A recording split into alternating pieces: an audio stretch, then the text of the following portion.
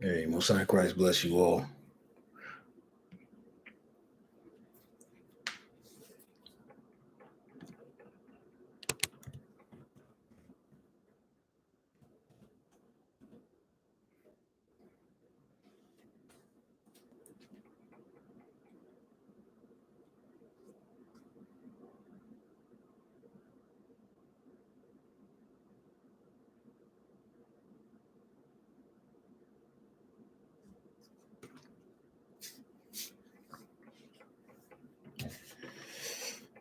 Hey, Shalom family. Most High Christ bless. I know it's about that time, 2 o'clock.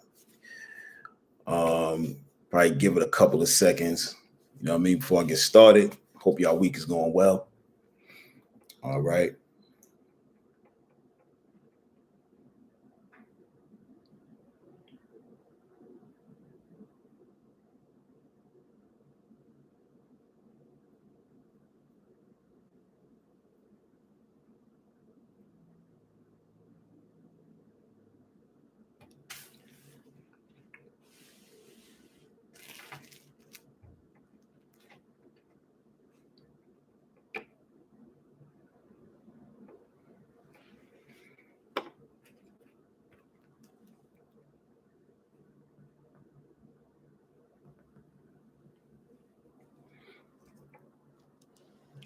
All right. All right. All right. So we got it's like 2:01, you know what I mean? We ain't waiting too long. So let's get started. All right. I'm Captain Zakai. All right. Today we're going to continue giving the sense A to Z with Daniel chapter 4 and 5. All right. So we're going to do Daniel's chapter 4 and 5. All right. Because if we just do four, it'll be like, you know, probably kind of short. All right, so I put 5 in there. We're gonna add, you know what I'm saying, some details to it and all of that, so y'all can get the full. So we can give the sense, right? That's the name of the show. Get the sense, right? So let's get on with the class. All right, so I'm gonna start. Okay, we're gonna start off in Daniel chapter 4. We're gonna read 1 through 12. All right, Daniel chapter 4, 1 through 12, y'all. All right. Can everybody hear me well? Am I low? Just give me a thumbs up or something. Let me know something, y'all. All right, I'm good. I'm good. Thank you, Nick. Naomi. Thank you, sis. All right. All right. So let's go. Nebuchadnezzar the king, unto all people, nations, and languages that dwell in all the earth, peace be multiplied unto you. Right. So now we got King Nebuchadnezzar, right? He's now speaking. This is who is talking right now. Okay. I thought it good to show signs and wonders that the high God hath brought toward me, right? Because we know that the Lord was giving him visions, giving him dreams, right? So now he's getting ready to come and talk about another dream and vision that he had. All right. So this is what he's about to speak about now. How great are his signs, and how mighty are his wonders. His kingdom is an everlasting kingdom, and his dominion is from generation to generation. I, Nebuchadnezzar, was at rest in mine house and flourishing in my palace. I saw a dream which made me afraid, and the thoughts upon my bed and the visions of my head troubled me.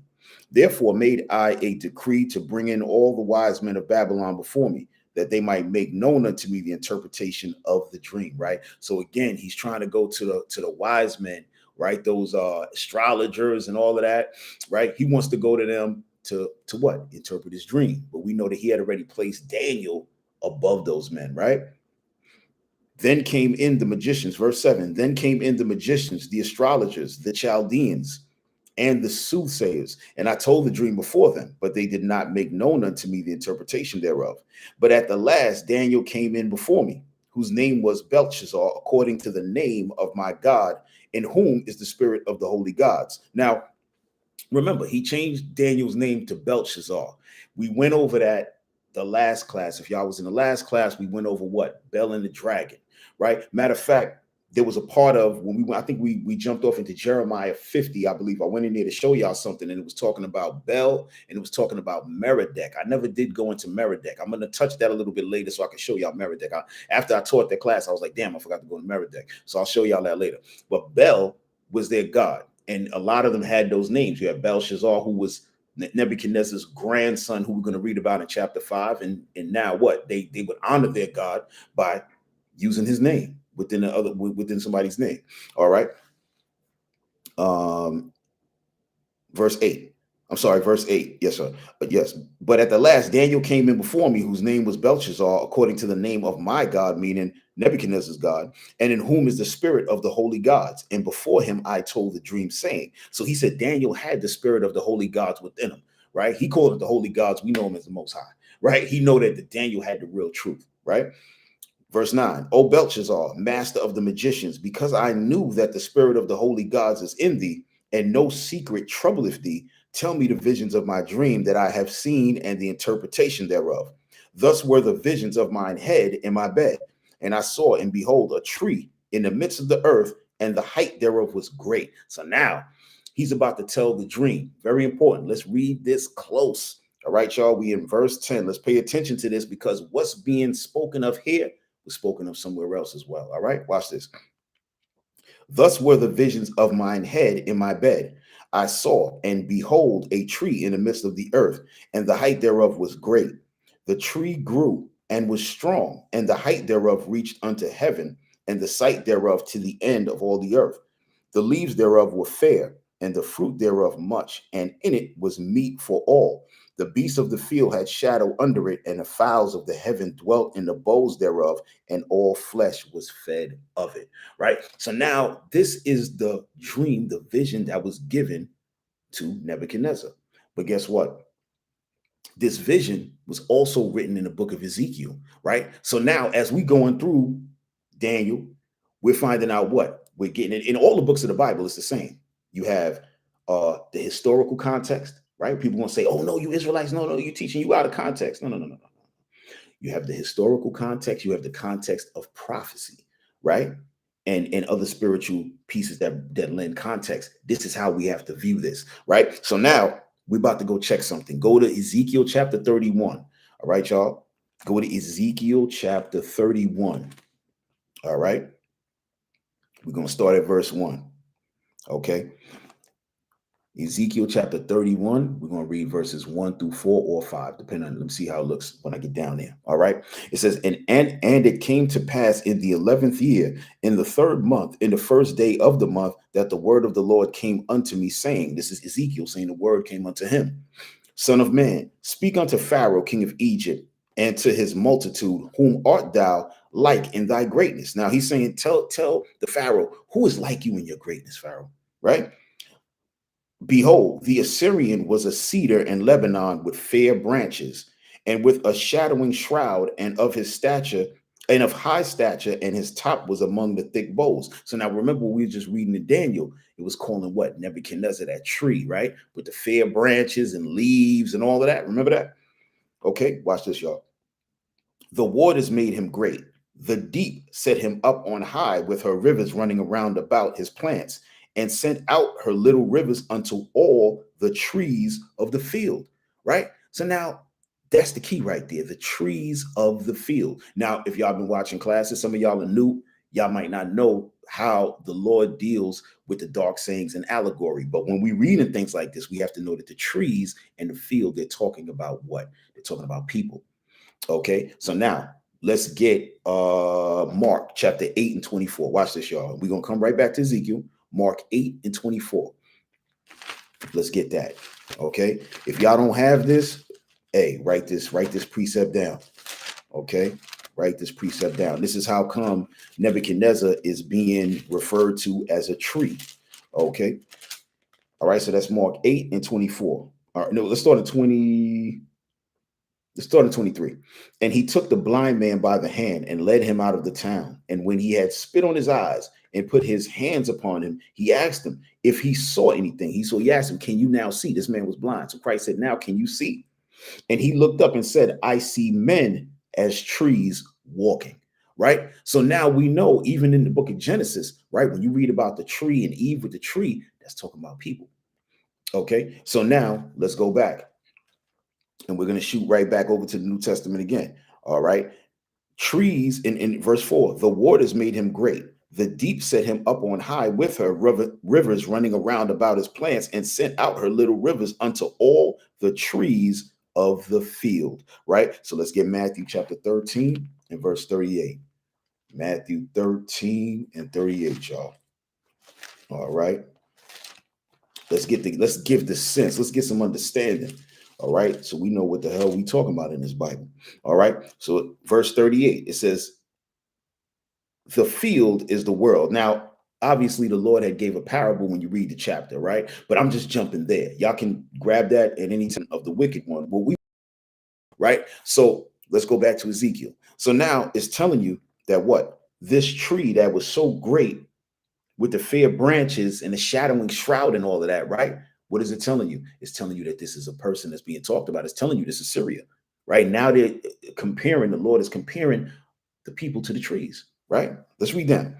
Therefore, his height was exalted above all the trees of the field, and his boughs were multiplied, and his branches became long because of the multitude of waters when he shot forth. All the fowls of heaven made their nests in big boughs, in his big boughs, and under his branches did all the beasts of the field bring forth their young, and under his shadow dwelt all great nations, right? So that's what it said in Daniel chapter 4. It's saying the same thing, but this time it's describing Assyria.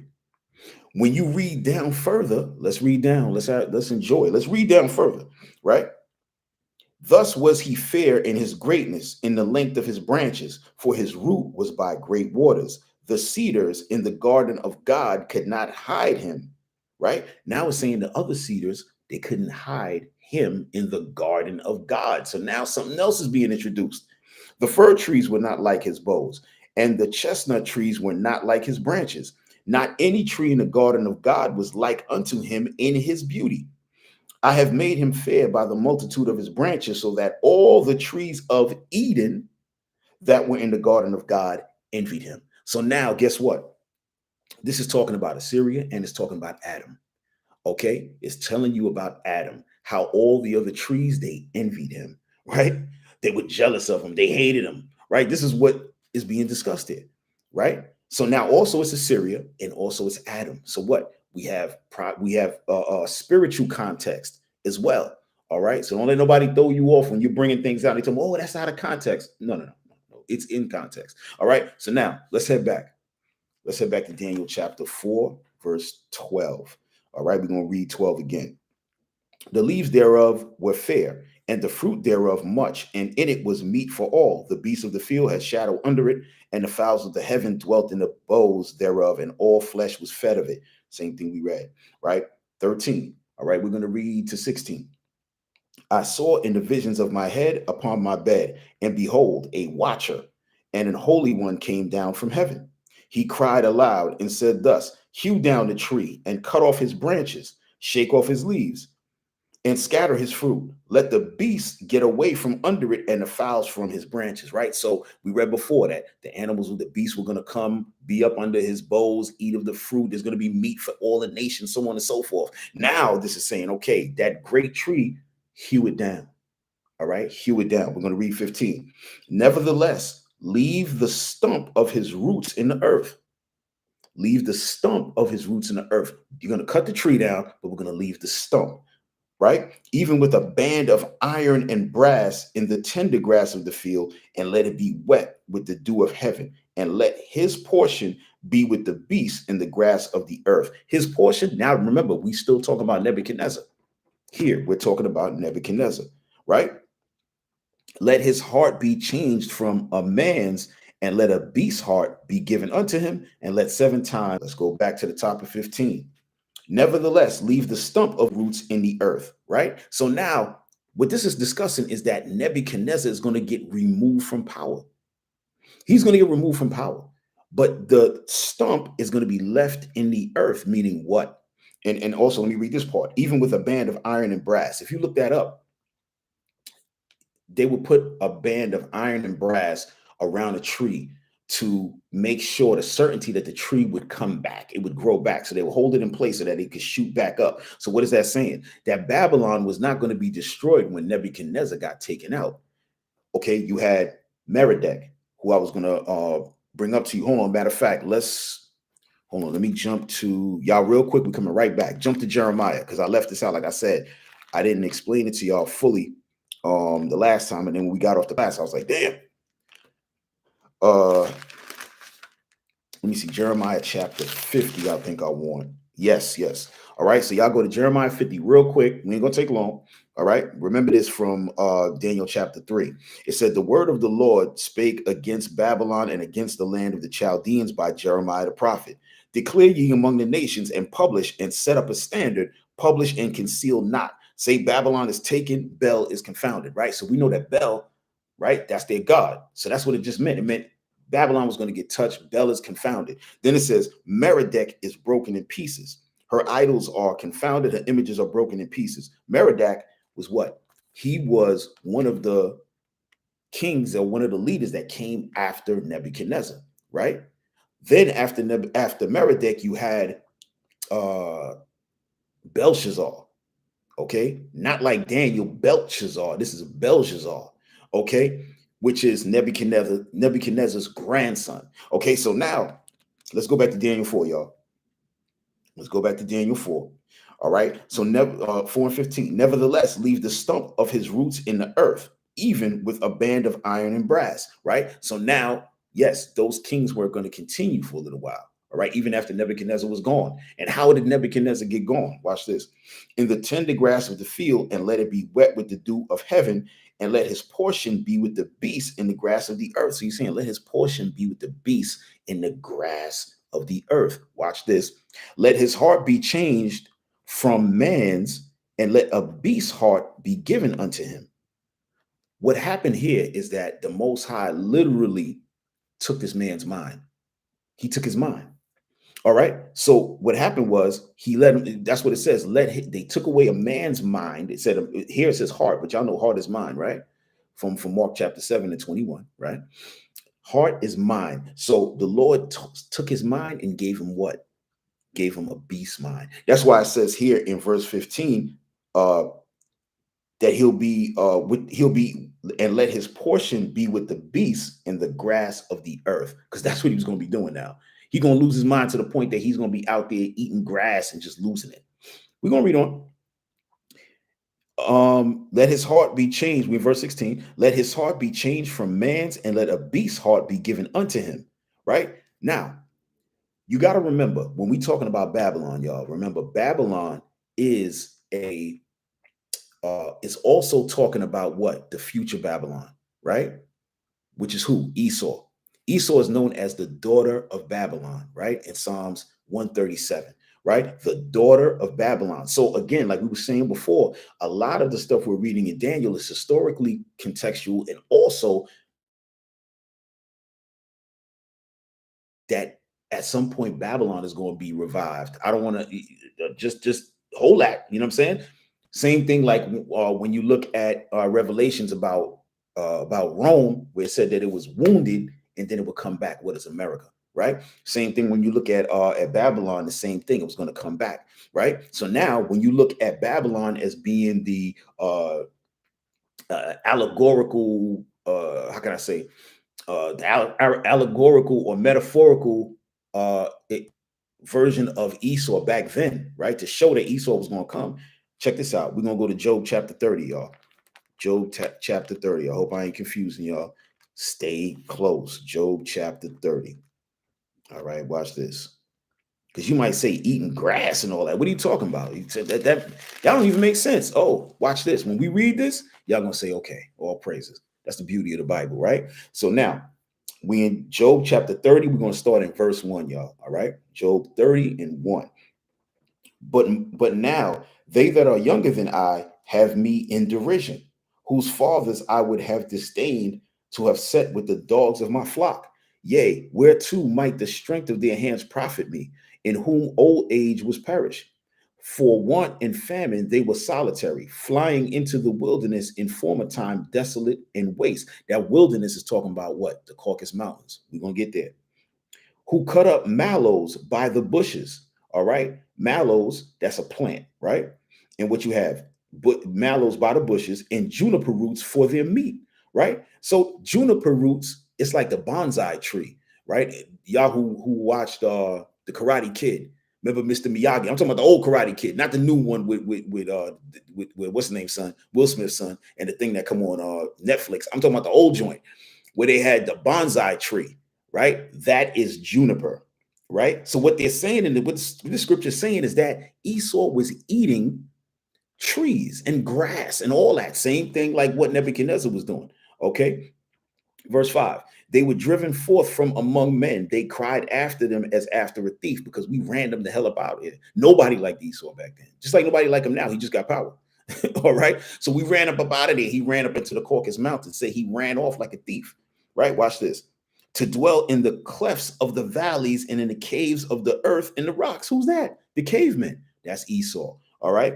Among the bushes they brayed. Now I love that. Among the bushes they brayed. So when they were eating all of these grass and trees and nibbling it, hey, listen, I just want you to think about the bonsai tree. They be cutting it into all in beautiful shapes. Esau was in there eating on them. And when it says braid, that means they were making loud noises like an animal. They're like, all that was going on, fully recorded. And they themselves will tell you that they're the caveman. We didn't call them a caveman. None of y'all called them cavemen. They call themselves the caveman. When they make little movies and stuff showing cavemen, there's not any black cave people. There's no Hispanic cave. There's no Chinese, no Indian cave people. It's always them. They know who they are. All right. Among the bushes they brayed, under the nettles they were gathered together. Right. And that's more plants, those nettles. All right. They were children of fools. Right. They were children of fools. Because when you read in Psalms, it says a fool in his heart believes there's no God. And that's how they move. They don't give a damn about God, right? They were children of fools, yea, children of base men. They were viler than the earth. Now remember, it says children of base men. Remember what we read. And we're about to touch it again right now in Daniel chapter 4. Watch this, y'all. We're gonna go back. Let's go back to Daniel chapter 4. We're gonna pick up at 16. All right. Let his heart be changed from man's, and let a beast's heart be given unto him, and let 7 times pass over him. Right. So 7 is the completion number of the Lord, but this 7 actually means 7 years. Right. So 7 years he was going to be in this madness, right, until death. That's basically what's going on there. Right. So now we're going to read to verse 17. We're going to read 17, and then we're going to jump off into something else real quick, right? This matter is by the decree of the watcher. So we read that before in a couple verses up in 13. It's talking about the angels, right? By the watchers, and the demand by the word of the holy ones, to the intent that the living may know that the Most High ruleth in the kingdom of men, and giveth it to whomsoever he will, and set it up over it the basis of men. We just read that in Job, right? They were the base men. So now it's showing you all of this and connecting these things for a reason. The Lord don't play when it comes to the precepts in these scriptures. We are to what? You having sound trouble? I'm sorry, y'all. Is everybody having sound trouble? Or y'all good? Is it just her? Or is it everybody? Y'all let me know.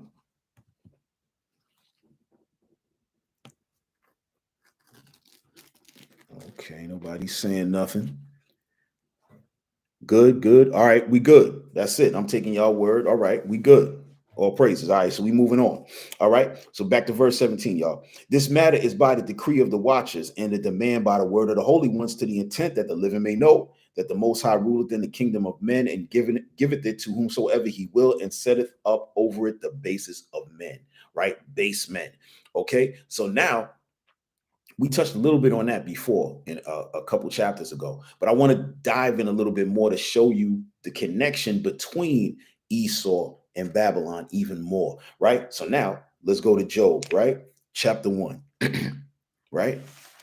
Because the Lord said he's going to give the power to whomsoever he will, right? But that should sound very familiar. And I know a lot of y'all know the scripture, but let's dive. Let's put it together, y'all. Let's give the sense. So we in Job chapter 1, let's start in verse 8. All right. And the Lord said unto Satan, hast thou considered my servant Job, that there is none like him in the earth, a perfect and upright man, one that feareth God and escheweth evil? And Satan answered the Lord and said, doeth Job fear God for nothing? Hast not thou made a hedge about him and about his house and about all that he hath on every side? Thou hast blessed the work of his hands, and his substance is increased in the land. So he said, when you put a hedge around him, meaning what? He got money, he got a great wife, he got a kid, he got everything a man gonna want in life, right? He said, you got a hedge about him. Of course he loved you, right? But put forth thine hand now and touch all that he hath, and he will curse thee to thy face. Now, Satan is telling the Lord to touch him. He's not saying, watch when I go down here. He didn't do that. He said, you touch him, right? And he's going to curse you to your face. And the Lord said unto Satan, behold, all that he has is in thy power, right?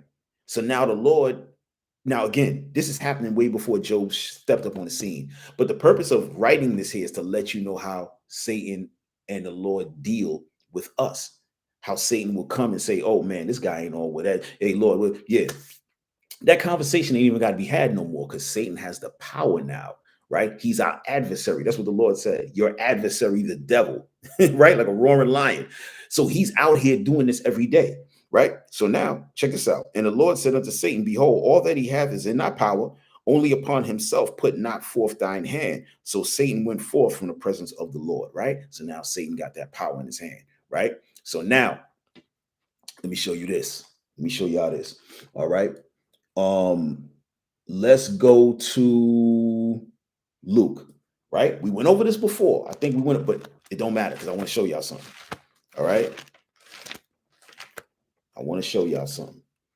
Luke chapter 4. All right. Remember, Satan got that power, right? Satan got the power now. Okay.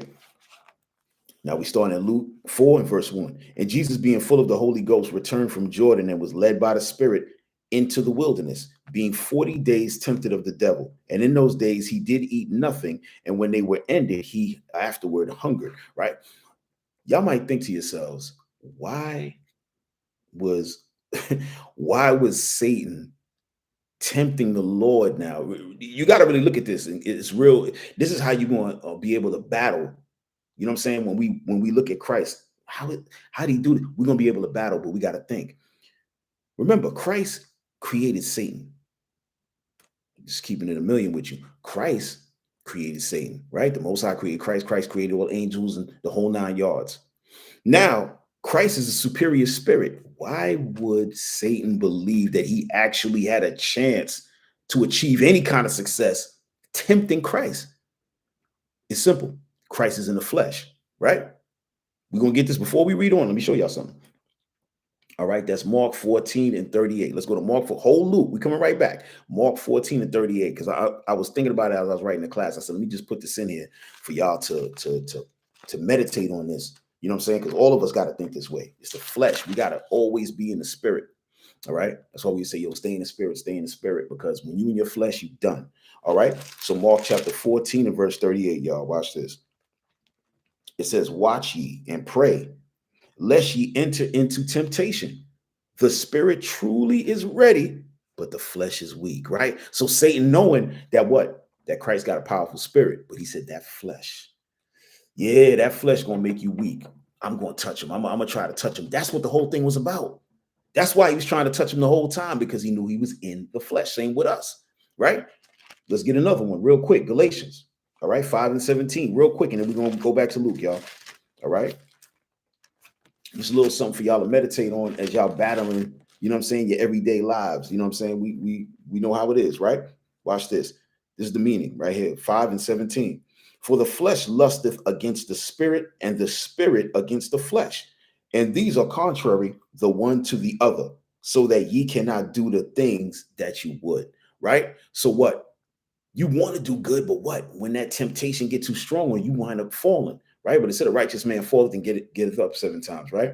Fall 7 times and get back up, right? So that's what we got to do if we are to fall into those sins, right? But this is why Satan was coming at him. Just in case y'all might have had that in mind. How the hell is Satan even going to think he's going to win that battle? But he had to try, all right? Because he's not omnipotent. He don't really know. You know what I'm saying? He don't really know. So he's trying, all right? All right, let's get back to Luke chapter 4. All right, I'm gonna start in verse 2 again. All right, being 40 days tempted of the devil, and in those days he did eat nothing. And when they were ended, he hungered afterward hungered. And the devil said unto him, if thou be the Son of God, command this stone that it be made bread. And Jesus answered him, saying, it is written that man shall not live by bread alone, but by every word of God. And the devil, taking him up into a high mountain, showed unto him the kingdoms of the world in a moment of time. And the devil said unto him, all this power will I give thee. Y'all see this? How all of a sudden he get the power? Remember, the Lord gave him the power a long time ago. He been had the power. He said now he's coming to Christ because he's weak in the flesh. He's saying I might be able to get through to him. Although all Christ got to do is make it through this, and then he got everything. The Lord already promised him everything, right? Y'all know that, right? The earth will be your footstool, the whole nine. That's how we're gonna be able to reign with Christ, right? He had to go through what he had to go through, right? If Christ didn't die on the cross, he wouldn't be able to be the king. He had to go through that. All of our spirits we got to go through. We got to go through to be next to him when it goes down at the end. All right. I hope y'all understand that, right? So now Satan is telling him, all this power will I give thee, and the glory of them, the what? The kingdoms that he showed him, for that is delivered unto me. To whomsoever I will, I give it. That's what the Lord said. But the Lord put it in Satan's hands to run around and do all his damage, right? And the Lord got it all set up, but Satan is the one running around and putting it in the base hand of the base men, putting this thing in the hands of the base men, right? So he tried to give it to Christ. Christ denied it, right? But guess what? You think he didn't try to go to other people? But it wasn't for them. But watch this, y'all. Go to Revelation 13. All right, Revelation chapter 13. And we're going to go back to Daniel, but we given the sense, right? Revelation 13, we're going to read 1 through 4. And I stood upon the sand of the sea. That's Revelation chapter 13, verses 1 through 4. I hope I'm not moving too quick, right? And I stood upon the sand of the sea and saw a beast rise up out of the sea, having 7 heads and 10 horns, and upon his horns 10 crowns, and upon his heads the names of blasphemy, right? So this is talking about what?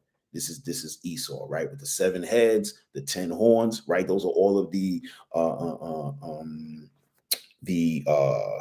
the kingdoms he had, right? Starting with Greece, Rome, Germany, Russia, Britain, the whole nine, right? All of that, plus what? The 10 common markets, right? And the beast which I saw was like unto a leopard, right? And his feet were as the feet of a bear, right? That leopard is Greece, that bear, that's Russia, and the mouth is the mouth of a lion, right? That's Britain. And the dragon gave him his power and the seat and great authority. Who's the dragon? That's Satan. Satan gave Esau the power. So the same power that Christ turned down, Esau said, no. We'll take it. Thanks. So Esau got that power right now. That's why Esau controlling the whole world. He got that power from Satan, right? I just want to show y'all that, right? So now when y'all reading on and y'all seeing things like that, and we read in Daniel and all that, damn, this Babylon is truly, or Edom is truly the daughter of Babylon. All right, let's get back. Let's get back to Daniel. Y'all, I hope I ain't lose you. I hope I didn't lose you. Just write those little scriptures down, precept that. You know what I'm saying? Y'all might need it for some time. All right. Okay, we're going to start in Daniel 4, and we're going to go to verse 18. All right. It says, this dream I, King Nebuchadnezzar, have seen. Now thou, O Belshazzar, declare the interpretation thereof, for as much as all the wise men of my kingdom are not able to make known unto me the interpretation, but thou art able, for the spirit of the holy God is in thee. Then Daniel, whose name was Belteshazzar, was astonished for 1 hour, and his thoughts troubled him.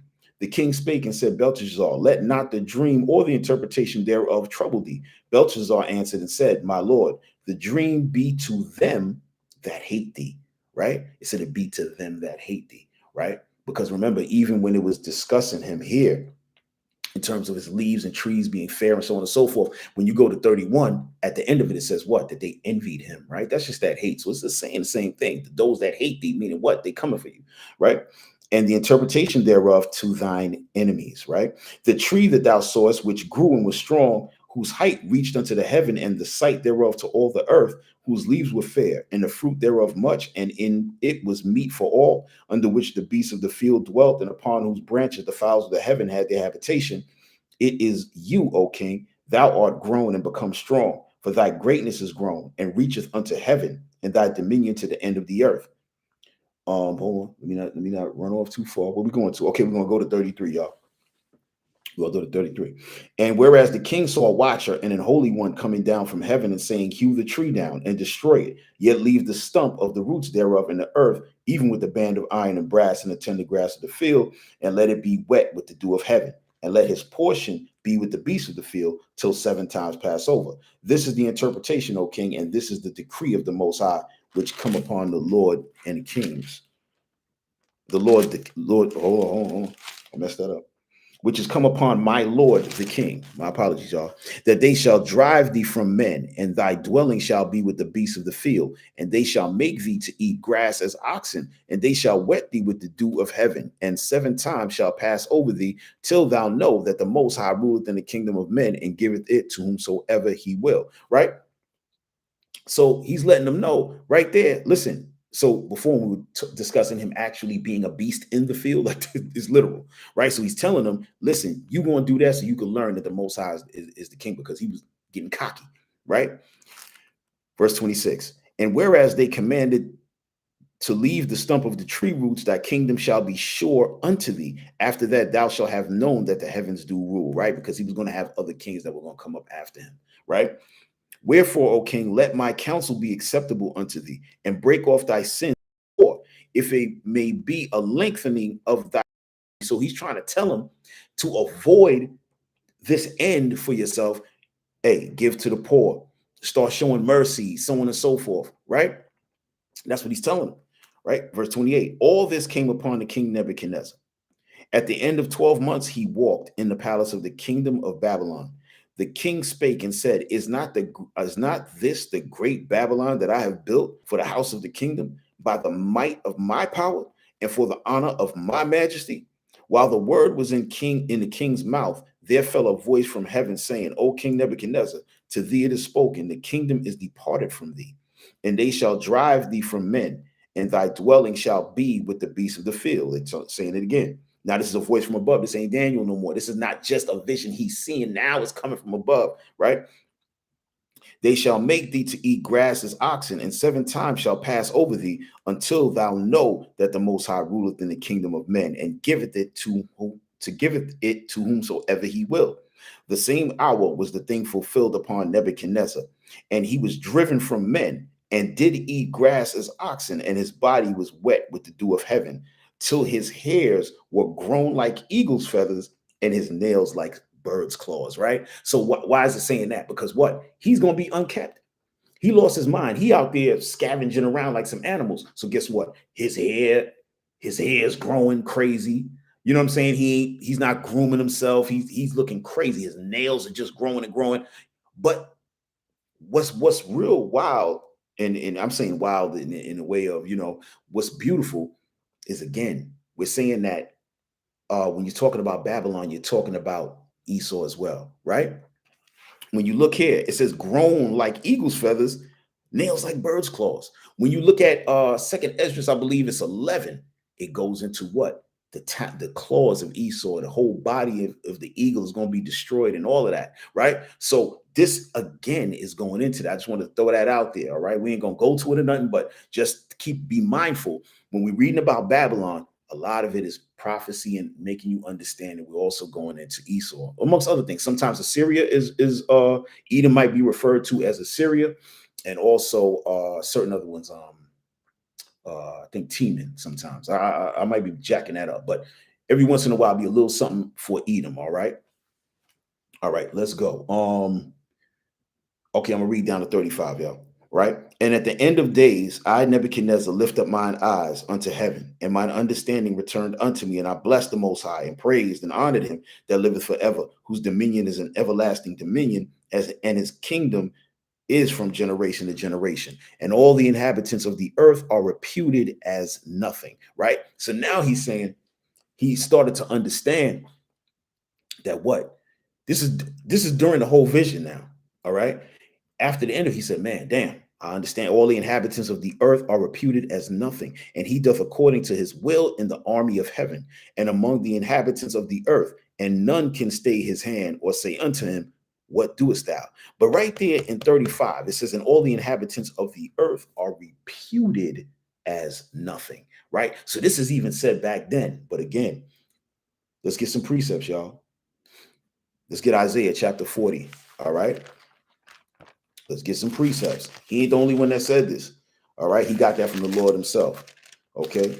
Let me get Isaiah chapter 40, and we're going to do verse 15 through 17, y'all. All right. It says, behold, the nations are as a drop of a bucket, and are counted as the small dust of the balance. Behold, he taketh up the isles as a very little thing. And Lebanon is not sufficient to burn, nor the beast thereof sufficient for a burnt offering. So it's telling you, even though y'all might come and try to burn offerings to me, all right? Hey, when he burnt offerings to me, it's not happening.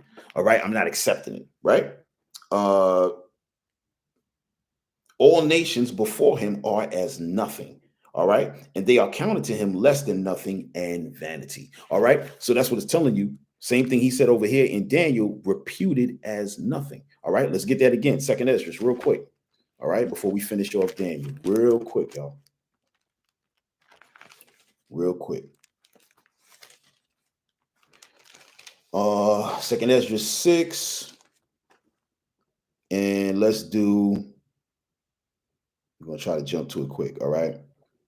Let's go 54. All right. And after these, Adam also, whom thou madest Lord of all creatures, of all thy creatures, of him come we all, and the people also whom thou hast chosen. All this have I spoken before thee, O Lord, because thou madest the world for our sakes. As for the other people, which also come of Adam, thou hast said that they are nothing. All right. But be like unto spittle, and has likened the abundance of them unto a drop that falleth from a vessel. The same thing we seen in Isaiah, the same thing we getting from Daniel, right? And now, O Lord, behold, these heathen which have ever been reputed as nothing have begun to be lords over us and to devour us, right?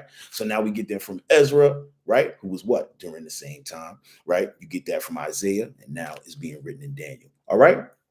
All right, all praises. All right, so now let's go back to Daniel chapter 4, and we're going to end it. We'll read down to the end. We're going to read down to 37, right? At the same time, my reason returned unto me, and for the glory of my kingdom, mine honor and brightness returned unto me, and my counselors and my lords sought unto me, and I was established in my kingdom, and excellent majesty was added unto me. Now I, Nebuchadnezzar, praise and extol and honor the King of heaven, all whose works are truth, and his ways judgment, and those that walk in pride he is able to abase. All right. So now from there, y'all, we're not done. We're not done. We're gonna go into chapter 5. All right, because it's not that much. I'm gonna give y'all something just to give y'all a sense of what was happening at that time, right? Of the time of Babylon. Remember, Persia was now coming in. The Medes and Persia was now coming in to take over, right? So now, if y'all remember when we read, I want to say we read the three holy children. Was Bell and the Dragon. I can't remember. No, the Bell and the Dragon. In the beginning, it talked about how Persia was coming into power, right? It was talking about the Persian king real quick, right? So now Persia was already in power. They weren't over Babylon just yet, right? So they were ruling. Babylon had their thing going on. Persia was coming up heavy. Now Persia is getting ready to now come over and handle business. All right. So this is kind of what we're going into. All right. And there's different things going on at the same time. You have some of the Israelites was under the Persian rule and some under the Babylonian rule. Right. So let's read that real quick. All right. So now we in Daniel chapter 5. We're going to read 1 and 2. Right. Just get a little history and some understanding. Right. So Belshazzar, the king, made a great feast. So now we have Belshazzar, not Belshazzar. That's Daniel. Belshazzar is the grandson of Nebuchadnezzar. Belshazzar the king made a great feast to 1,000 of his lords and drank wine before the 1,000.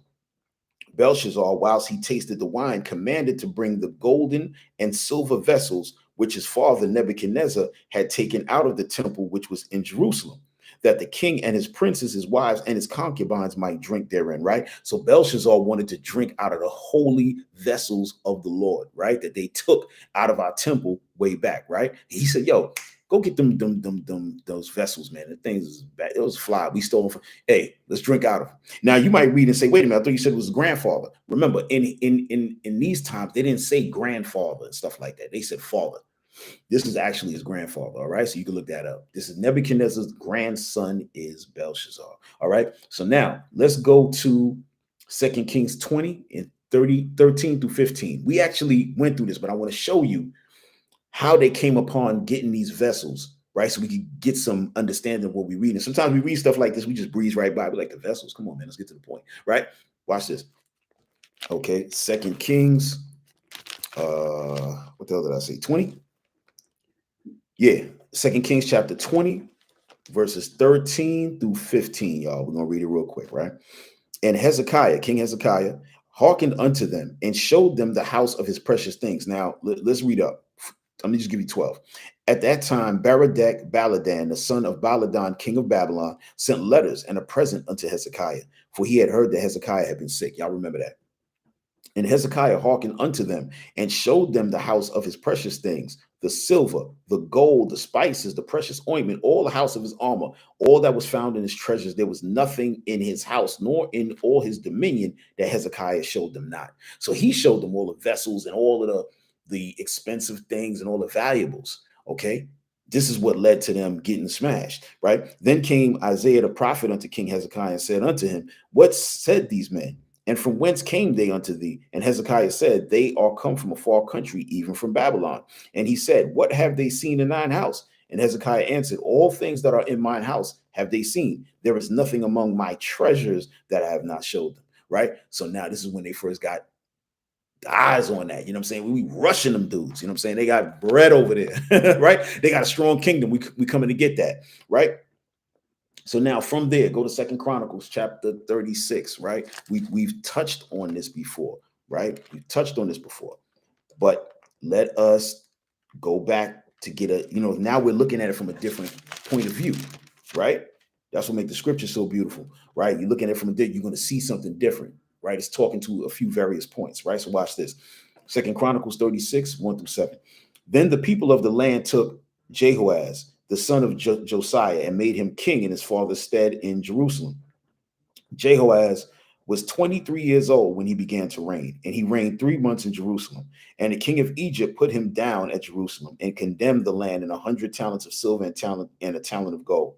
And the king of Egypt made Eliakim, his brother, king over Judah and Jerusalem, and turned his name to Jehoiakim. Y'all remember that. And Necho took Joahaz, his brother, and carried him to Egypt. Jehoiakim was 25 years old when he began to reign, and he reigned 11 years in Jerusalem. And he did that which was evil in the sight of the Lord his God. Against him came upon Nebuchadnezzar, king of Babylon, and bound him in fetters to carry him to Babylon. Nebuchadnezzar also carried of the vessels of the house of the Lord to Babylon and put them in his temple in Babylon, right? So he took our stuff, put it in Bel's temple, and was like, yeah, you know what I'm saying? We got it. All right. So now he's using that, right? So we're back in Daniel chapter 5, right? We're back in Daniel chapter 5, right? Matter of fact, no. We're going to stay outside. I want to just show you the various things that were going on at the time in Persia, under the Persian captivity, and all that was surrounding this same time here, right? Going around this time. I want to show y'all that. Let's go to Ezra, the book of Ezra, chapter 4, y'all. All right, we're coming back to Daniel, of course, but let's go to Ezra real quick. All right, let's connect this stuff. Let's put it together. All right, let you know all the history of the Bible is connected at some point. All right, so just because Ezra's over here, that don't mean it ain't connected with Daniel over here. Precept must be upon precept, right, y'all? Right, so Ezra chapter 4, we're going to start 1-5, all right? Okay. Now, when the adversaries of Judah and Benjamin heard that the children of the captivity builded the temple, also the Lord God of Israel, then they came to Zerubbabel and to the chief of the fathers and said unto them, let us build with you, for we seek your God as ye do, and we do sacrifice unto him since the days of Esarhaddon, king of Assur, which brought us up here. Right. So now, remember, when you read in Ezra chapter 1, Cyrus the king gave the edict that Israel, the Most High gave him a vision that Israel should go back and rebuild the temple. Now, when it says that they sacrificed unto him, right? They said in Assur, because the time of when the Assyrians, right, they came in, is at the time. Let me make sure I'm all right with this. I'm about to go crazy here, right? Yes, they were in Assyria. They were up in Samaria, so-called, sacrificing, but it was all BS. They were trying to undermine what Israel was doing, right? That's what they were doing. They were trying to undermine. So this is the little ploy they're using. All right, y'all. Verse 3. But Zerubbabel and Jeshua and the rest of the chief of the fathers of Israel said unto them, you have nothing to do with us to build a house unto our God, but we ourselves together will build unto the Lord God of Israel, as King Cyrus, the king of Persia, has commanded us. Right? That's in chapter 1. Then the people of the land weakened the hands of the people of Judah and troubled them in building, right? So they were putting pressure on them. They couldn't even build. All right. They were trying to. Zerubbabel had the team out there. They were trying to work, and these people kept coming with pressure. You know what I'm saying? Trying to make all type of get authorities on them to make them stop, right? And hired counselors, here it is right here, against them to frustrate their purpose all the days of Cyrus, king of Persia, even until the reign of Darius, king of Persia, right? So this is important. That whole time, from Cyrus up until Darius, Israel couldn't rebuild. They were having a lot of drama. Let's keep our eyes on Darius, right? Where do I want to go after that? Let me see. Let's go to, all right, let's jump to 11, y'all. Jump to 11. All right. So now Israel is trying to find a way to get this done. So they're trying to reach out to the leaders of Persia, right? This is the copy of the letter that they sent unto him, even unto Artaxerxes the king, right? So when y'all watch the movie 300, remember that King Artaxerxes, right? Now that's in the movie, but there was a real King Artaxerxes, and the Israelites wrote to, right, Zerubbabel and the team, they wrote to him, right? The servants on the side of the river at such a time.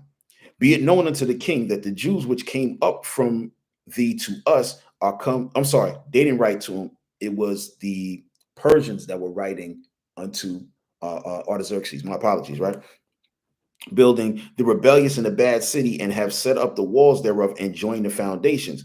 Be it known now unto the king that if this city be builded and the wall set up again, then will they not pay toll, tribute, custom, and so thou shalt in damage the revenue of the king. So what they try to do was say, hey, listen, if you let Israel go ahead and go rebuild their walls, they're not going to be paying no tolls, man. When they get in power, they don't pay taxes to nobody, which we didn't. We didn't, right? I mean, obviously they were under rules, so they were paying taxes. But as far as us getting our power back, that's what they were concerned about, right? That we wasn't going to pay no taxes, but that wasn't really a concern. That was more garbage, so that the king would be against us. All right, at the end of the day. Now, because we have maintenance from the king's palace, and it was not meet for us to see the king's dishonor, therefore have we sent and certified the king, that search may be made in the book of the records of thy fathers. So shalt thou find in the book of the records, and know that this city is a rebellious city and hurtful unto kings and provinces, and that they have moved sedition within the same of the old time, for which cause the city was destroyed, right? Now, you got to understand something here, right? What they're doing is trying to make it look, right, like, oh, search the records.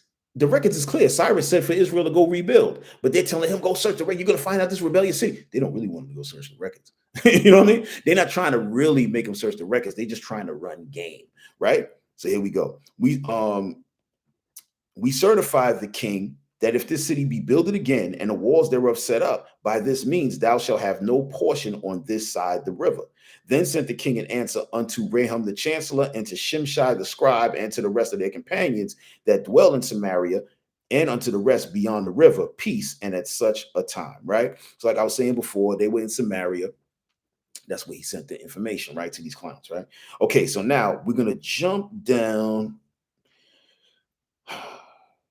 You know what? I got to read down, y'all. Let's just keep reading. We have to get the understanding, right?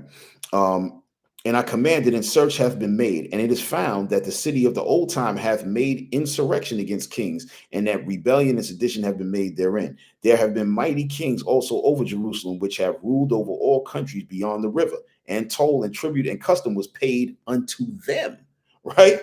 Give ye now commandment to cause these men to cease, and that this city be not builded until another commandment shall be given from me. Take heed now that ye fail not to do this. Why should damage grow to hurt of the kings? Now, when the copy of King Artaxerxes' letter was read before Raham and Shimshai the scribe, their companions, they went up in haste to Jerusalem unto the Jews and made them to cease by force and power. You see that? They made them stop. They said, yo, that's it. We got the letter. Y'all stop. And it's just like some of y'all might be in construction and all of that. And then the city comes and says, well, listen, we checked here. You didn't do this, that, and the third. And yeah, you shut down. Right? You done. Right? Then ceased the work of the house of God, which is at Jerusalem. So it ceased unto the second year of the reign of Darius, king of Persia. Right? Remember, Darius keep getting mentioned here. Right? Darius keeps getting mentioned. Okay? We're going to get to that. All right? Let's keep moving. Let's go to Ezra chapter 5. Okay, we're going to start in verse 1. We're just going to keep swinging, right? Then the prophets Haggai the prophet and Zechariah the son of Edo prophesied unto the Jews that were in Judah and Jerusalem in the name of the God of Israel, even unto them, right? So now you have Zechariah. Yes, Zechariah from the book of Zechariah. And you also have what? Haggai, who has his book. They are here as well. Okay. So there's a lot going on at this time. Now they said they prophesied unto Jerusalem, right? And the Israelites, right? Let me read that again. They prophesied unto the Jews that were in Judah and Jerusalem in the name of the God of Israel, even unto them, right? So let's go and find out a little bit about what they were prophesying, right? We're going to give the sense. By the time we get back to Daniel, now you have a better understanding of everything that was happening around that time, right? Okay, let's go to Haggai, y'all. Okay, it's a little book, Haggai, right before the book of Zechariah. It's literally like a page. You know what I mean? It's like 2 pages, maybe. Okay, let's get that. It's only 2 chapters, okay? But we're gonna read this real quick, not the whole 2. Haggai chapter 1, and we're gonna read 1, right? So check this out, y'all. In the 2nd year of Darius the king, in the 6th month, in the 1st day of the month, came the word of the Lord by Haggai the prophet unto Zerubbabel, the son of Shealtiel, governor of Judah, and to Joshua, the son of Josedek, the high priest, saying, Thus speaketh the Lord of hosts, saying, This people say, the time is not come, the time that the Lord's house should be built. So the Lord is saying, people are saying that the Lord's house shouldn't be built. Remember, they got ceased when we read in Ezra. Remember that at the end of Ezra chapter 4, they were ceased in building until Darius came about, right? Now Darius is in power. So now, but guess what? Israel is still not building no more. They still caught up in what's going on. Now the Lord is coming at them. All right. Watch this. Then came the word of the Lord by Haggai the prophet, saying, Is it time for you, O ye, to dwell in your sealed houses, and this house lie waste? So he was like, Yo, y'all chilling. Y'all got a nice house and all that. And where's my house? This is what the Lord is saying. How come my temple ain't being built? Watch this. Now, therefore, thus saith the Lord of hosts, consider your ways. Ye have sown much and bring in little. Ye eat, but ye have not enough. Ye drink, but ye are not filled with drink. Ye clothe you, but there is none warm. And he that earneth wages to put into a bag with holes. So the same thing with us, right? You make money, you going to work. Damn, how come things ain't working out? Every time I make $10, I got to spend $12. You know what I mean? I make $10, the bill all of a sudden is $15. Right? This is what's happening here. The Lord said, what? You got a bag with holes in it. Every time you get money, you put it in the bag. Ghosts, holes in the bottom. Y'all understand? So we gotta consider our ways. That's what the Lord said. Consider your ways. All right. We all have to do that. All right. Thus saith the Lord of hosts, consider your ways. Go up to the mountain and bring wood and build the house, and I will take pleasure in it, and I will be glorified, saith the Lord. Ye looked for much, and lo, it came to little. And when ye brought it home, it did blow upon, and I did blow upon it. Yo, that's crazy. Right? So the Lord is saying, you did. You asked for much, you got much, but when you brought it home, I blew on it. I blew that money out the window. All right, because y'all ain't taking care of my business. All right. Always remember that, y'all. Why saith the Lord of hosts, because of mine house that is waste, and ye run every man unto his own house. Therefore, the heaven over you is stayed from dew, and the earth is stayed from her fruit. Right? I think I'm going to jump down. Should I? No, I'm gonna keep going. And I call for a drought upon the land, and upon the mountains, and upon the corn, and upon the new wine, and upon the oil, and upon that which the ground bringeth forth, and upon men, and upon cattle, and upon all the labor of the hands. Then Zerubbabel, the son of Shealtiel, and Jeshua, the son of Josedek, the high priest, with all the remnant of the people, obeyed the voice of the Lord their God and the words of Haggai the prophet, as the Lord their God had sent unto him. And the people did fear before the Lord. Then spoke Haggai the Lord's messenger and the Lord's message unto the people, saying, I am with you, saith the Lord. He said, don't be afraid, man. I know they shut you down. Don't worry about it. I got things in place. Don't be afraid. I'm with you. Right? And the Lord stirred up the spirit of Zerubbabel, the son of Shealtiel, governor of Judah, and the spirit of Joshua, the son of Josedek, the high priest, and the spirit of all the remnant of the people. And they came and did work in the house of the Lord of the hosts in their God, in the 24th day of the 6th month, in the 2nd year of Darius the king. Right? All praises for that, right? So now let's go to Zechariah. Just turn the page, y'all. Just turn the page. All right. We're going, you know what I'm saying? We looking at Haggai, we're looking at Zechariah. They were doing prophesying during that same time, during Ezra's time. They were doing prophesying, telling them what should be done. All right. So you see, all these prophets were around the same time. This is amazing stuff. This is amazing stuff. Because sometimes when you read the scriptures, you first pick it up, it's just looking like they totally different time frames, but that wasn't the case. Some of them, they were alive with each other. You understand? So here we go. Zechariah, we're going to go 1 through 7, and then we're going to jump. All right, so Zechariah chapter 1, we're going to start in verse 1. In the 8th month, in the 2nd year of Darius, came the word of the Lord unto Zechariah, the son of Berechiah, the son of Edo the prophet, saying, the Lord hath been sore displeased with your fathers. Therefore say thou unto them, thus saith the Lord of hosts, turn ye unto me, saith the Lord of hosts, and I will turn unto you, saith the Lord of hosts. Be ye not as your fathers, unto whom the former prophets have cried, saying, thus saith the Lord of hosts, turn ye now from your evil ways and from your evil doings. But they did not hear nor hearken unto me, saith the Lord. So he's talking about the history, right? We all know that back then the prophets would come, they just go to sleep. They'd be like, oh, damn, man, I don't give a damn what they talking about. That's what he's saying. Don't be like them. Verse 5, your fathers, where are they? And the prophets, do they live forever? He's saying, hey, your fathers are dead, and the prophets, they come and they go, right? But my words and my statutes, which I command my servants, the prophets, did they not take hold of your fathers? And they returned and said, like as the Lord of hosts thought to do unto us, according to our ways and according to our doings, so hath he dealt with us. Upon the 20th day and 11th month, which is the month of Sabbath, in the 2nd year of Darius came the word of the Lord unto Zechariah, the son of Berechiah, the son of Edo, the prophets, right? So now we're going to jump from there, and we're going to go to, I think I want verse 12. Oh, yeah, we're going to start in verse 12. We're going to jump that little prophecy thing right there. We're going to jump that. All right, we're going to start in verse 12. Then the angel of the Lord answered, we're going to read to 21, y'all. Then the angel of the Lord answered and said, O Lord of hosts, how long wilt thou not have mercy on Jerusalem and on the cities of Judah, against which thou hast had indignation these 70 years, these 70 years, right? And the Lord answered the angel that talked with me with good words and comfortable words. So the angel that communed with me said unto me, cry thou, saying, thus saith the Lord of hosts, I am jealous for Jerusalem and for Zion, and with a great jealousy. And I am very sore displeased with the heathen that are at ease. For I was but a little displeased, and they helped forward the affliction. Y'all got to remember that, right? The Lord said, I was a little bit upset with y'all, even though he put us in slavery and all that. The Lord just called that a little bit upset. You know what I mean? He said, I was a little displeased with y'all, but now the heathen are furthering the affliction. So I know some of y'all say, oh, but how is Esau in the wrong if the Lord, y'all broke the commandments, and then the Esau said has to do this because he's programmed to do. No, Esau's furthering the affliction. The other nations have furthered the affliction. They've done more than they were supposed to do.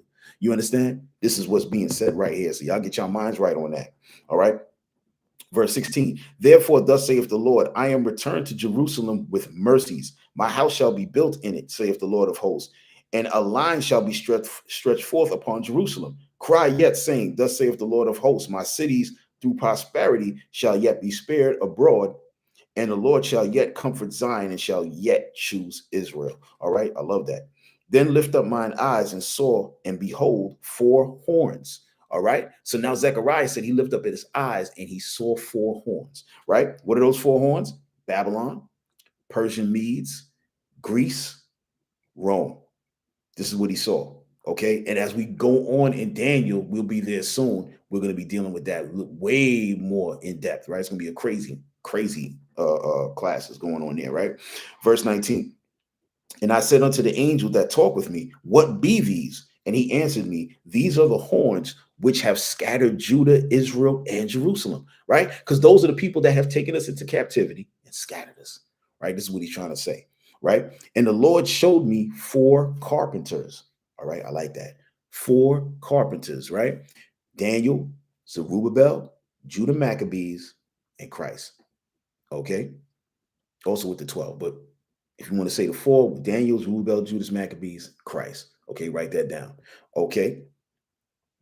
Then said I, what come these to do? And he spake, saying, these are the horns which have scattered Judah, so that no man did lift up his head. But these are come to fray them, right? Meaning what? These 4 carpenters have come to fight them, right? To do what? To to bring our spirits up to do what? Keep these commandments. And that's what's going to get us out of these captivities. That's really what it's going into, right? To cast out the horns of the Gentiles, which lift up their horn over the land of Judah to scatter it, right? Let me give y'all something. Check this out. Let's talk about these four carpenters. You might say, why are they calling them carpenters? Let's get 1 Corinthians 3 and 10. We're going to be quick, y'all. 1 Corinthians 3 and 10. We're going to be fast. Right? And that's a separate class within itself, to be honest. Right? Hold on. All right. 1 Corinthians chapter 3 and verse 10. It says, according to the grace of God, which is given unto me, as a wise master builder, I have laid the foundation, and another buildeth thereon. But let every man take heed how he buildeth thereon. Right? So now this is Paul saying what? As a wise master builder. Meaning what? He's waking the people up. He's teaching them. And what? The house of Israel is being what? Brought back together. That's what the wise building is about. Right? When Zerubbabel and them are rebuilding the Jerusalem and the temple and all of that, that's just really a metaphor for, I mean, they actually built it, but I'm saying it's just a microcosm really for building up the entire nation of Israel, right? Bringing back the 12 tribes and all that. That's all get going into, right? Let's grab another one. Give me Ecclesiastes. This is one of my favorite scriptures right here. Ecclesiastes chapter 12. I love this scripture. All right, Ecclesiastes, not in the Apocrypha, Ecclesiastes chapter 12, and we're going to start in verse 9. Yeah. It says, and moreover, because the preacher was wise, right? Remember, wise master builder. Because the preacher was wise, he still taught the people knowledge. Yea, he gave good heed and sought out and set in order many proverbs, right? Because what?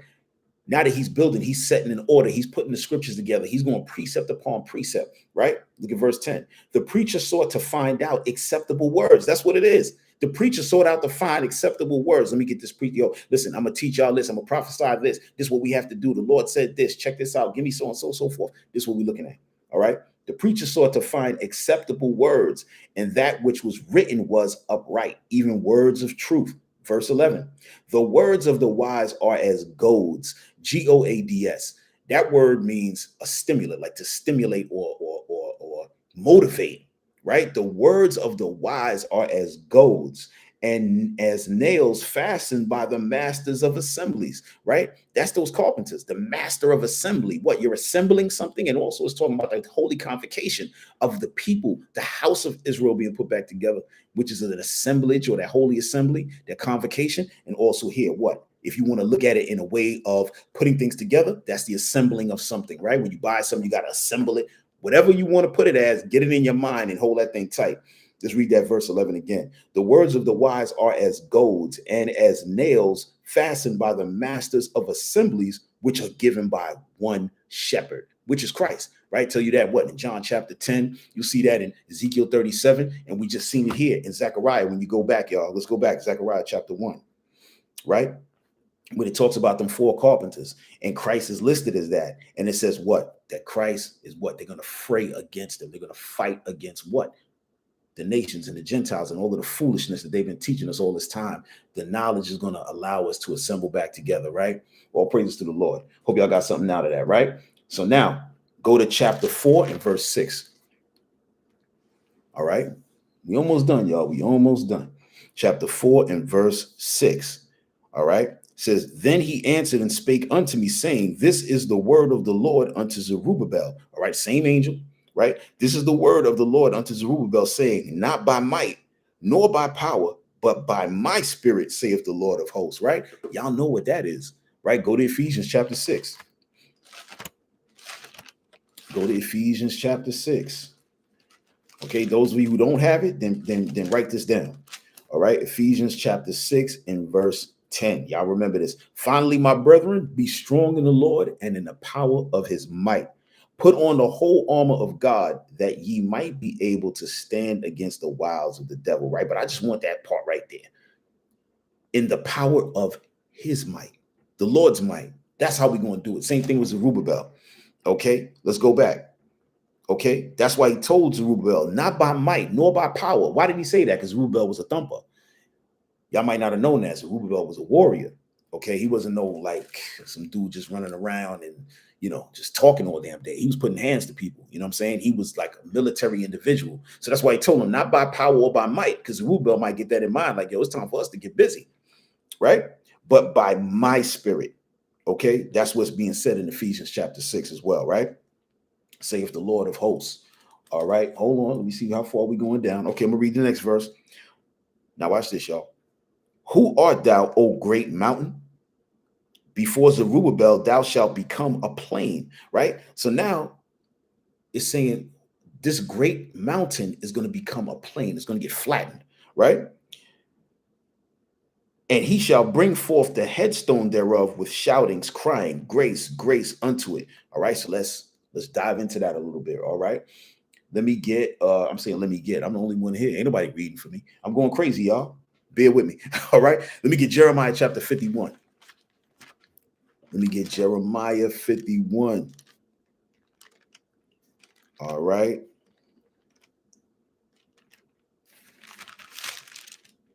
Okay. Remember, the last thing we seen was, oh, great mountain, you're going to be laid down to a plain, right? Watch this. All right. So Jeremiah 51, and we're going to hit verse 25. Behold, I am against thee, O destroying mountain. All right.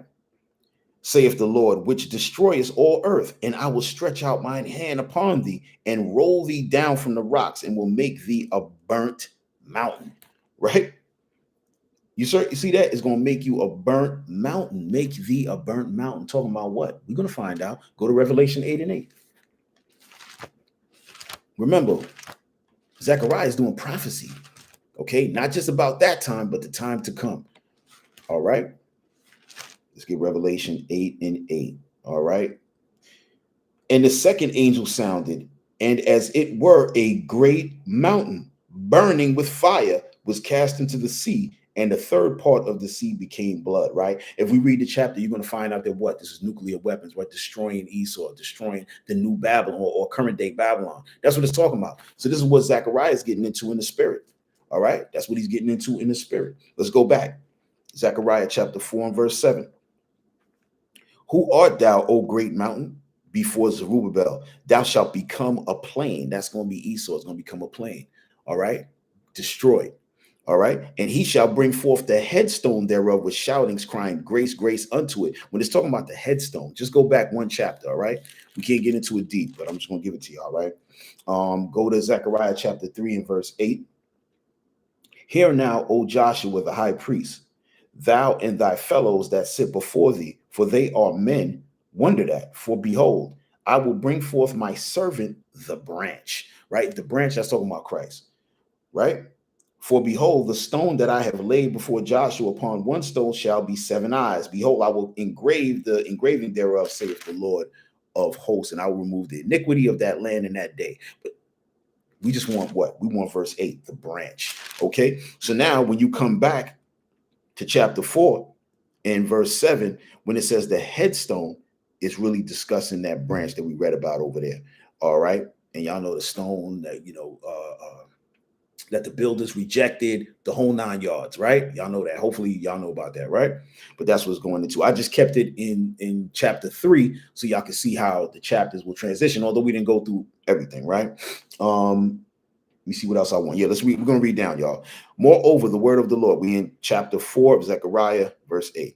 Moreover, the word of the Lord came unto me, saying, the hands of Zerubbabel have laid the foundation of this house. His hand shall also finish it, and thou shalt know that the Lord of hosts hath sent me unto you, right? So now Zechariah is talking about one thing. He jumps off, starts talking about future prophecy. Now he comes right back. All right. That's the Bible for you. Okay. That's how the Lord deals. All right. For who hath despised the day of small things? For they shall rejoice and shall see the plummet in the hand of Zerubbabel with those 7. They are the eyes of the Lord which run to and fro through the whole earth, right? So those 7, right, it's talking about the archangels, right? We're not going to get crazy with it. It's talking about the archangels, and the eyes of the Lord are the angels, right? You see that in Sirach 23 when it talks. Let's get it real quick. Let's get it real quick. We almost done, y'all. We literally almost done. We got a couple more scriptures, and y'all be out of here. All right. Sirach 23 and verse 19, real quick. Such a man only feareth the eyes of men, and knoweth not that the eyes of the Lord are 10,000 times brighter than the sun. The eyes of the Lord are the angels. They're the ones that's watching. Remember, we read before, it said the watchers. They're the ones that's watching and reporting. Okay.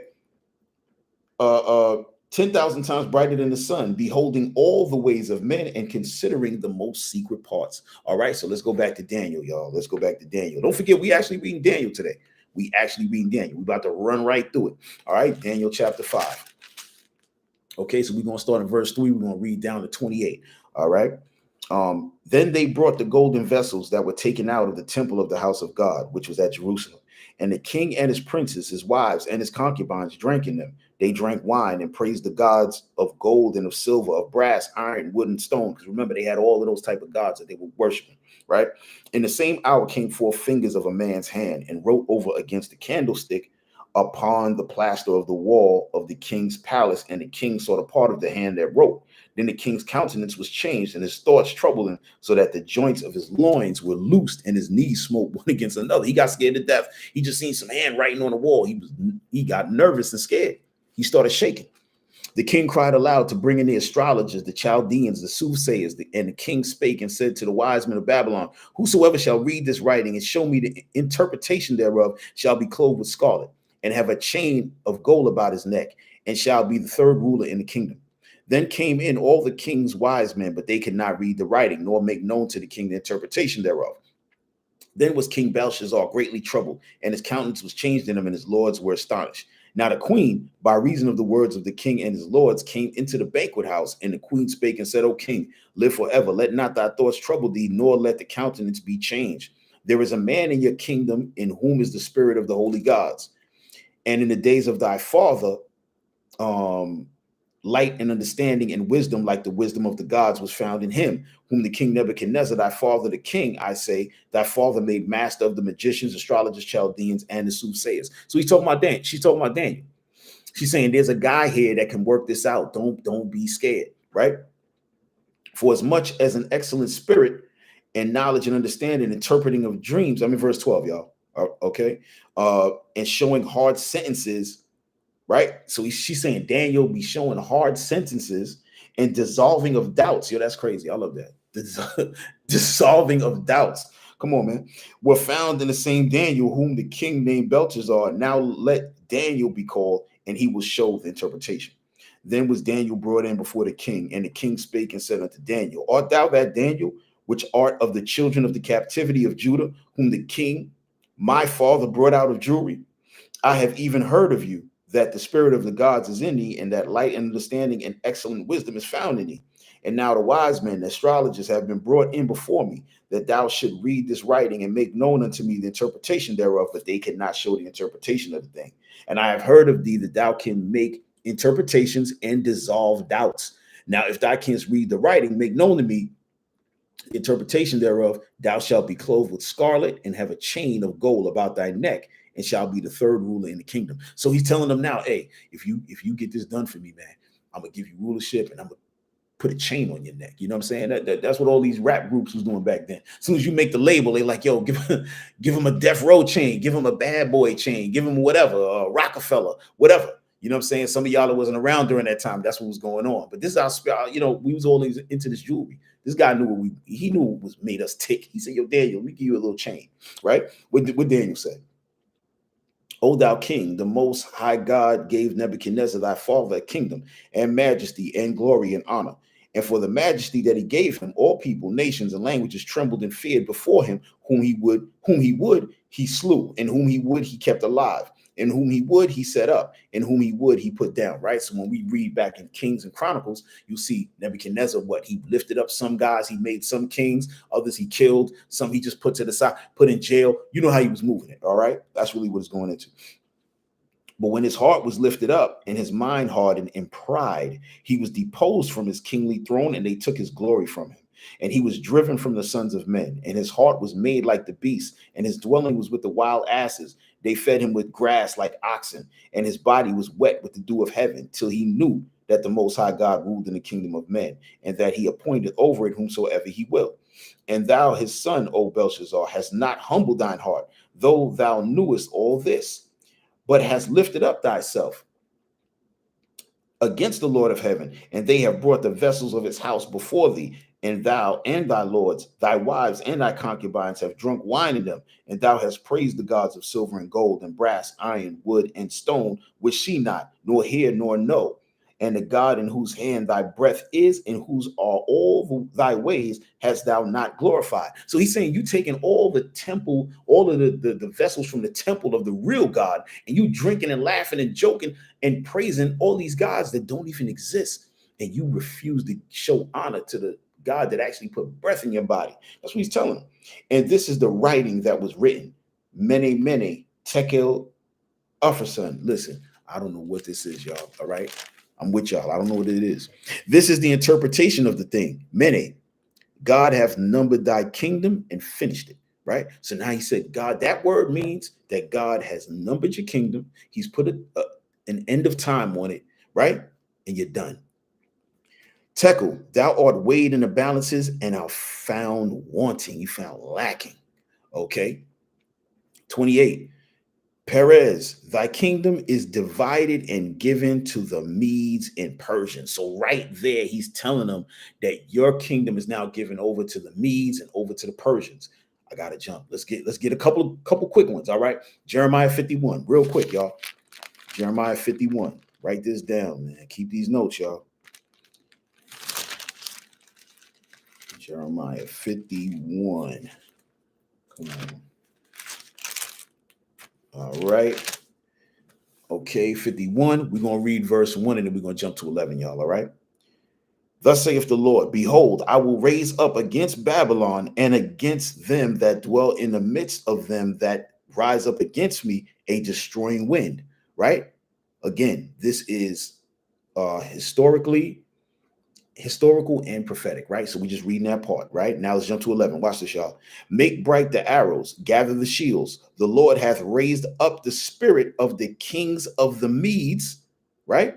For his device is against Babylon to destroy it, because it is vengeance of the Lord, the vengeance of his temple.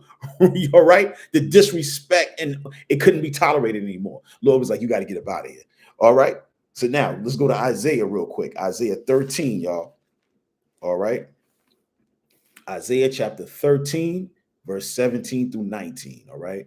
Isaiah 13, 17 through 19. Okay. Behold, I will stir up the Medes against them. See that? This is Isaiah. Which shall not regard silver, and as for gold, they shall not delight in it. Their bows also shall dash the young men to pieces, and they shall have no pity on the fruit of the womb. Their eyes shall not spare children.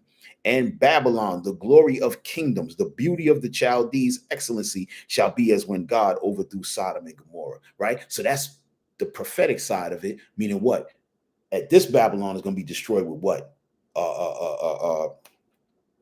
Nuclear weapons, right? ICBM missiles. All right, that's Sodom and Gomorrah. But it's also talking about that time when Babylon was going to get overthrown. All right, so let's go back to Daniel, y'all. Daniel chapter 5. All right, verse 28. All right, Daniel 5, verse 28.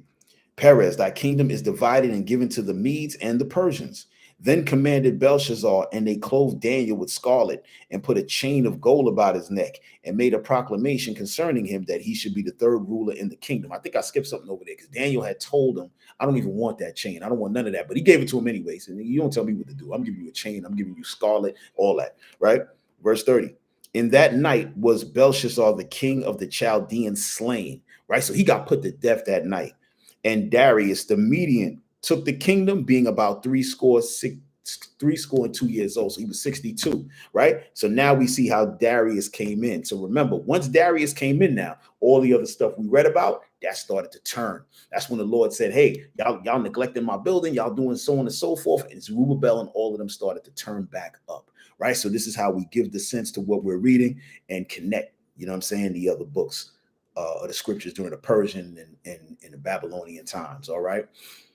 So with that, You know what I'm saying? I'm going to say shalom, Lord's will. Y'all got something out of that. All right. This was Daniel chapter 4 and 5, giving the sense. I'm Captain Zakai. Shalom, Most High in Christ. Bless y'all. Enjoy the rest of the day. Lord willing, life lasts. See y'all on the Sabbath. All right. Shalom.